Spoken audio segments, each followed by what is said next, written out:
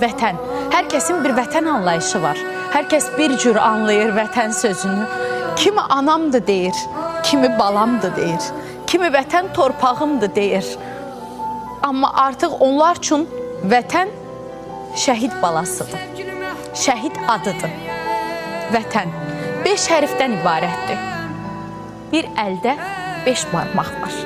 Biz həmin gün bu 5 barmağı bir araya gətirib bir yumruq olduq. Həmin məşhur dəmir yumruq. Dəmir yumruğumuz hər zaman zirvədə qalsın. Dəmir yumruğumuz hər zaman hazır ol çağırışına bax belə cavab versin.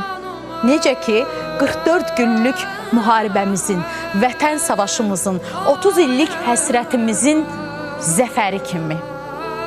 Zəfər yolun hər zaman uğurlu olsun Azərbaycan. Zəfər yolun ta Zəngəzura qədər getsin Azərbaycan.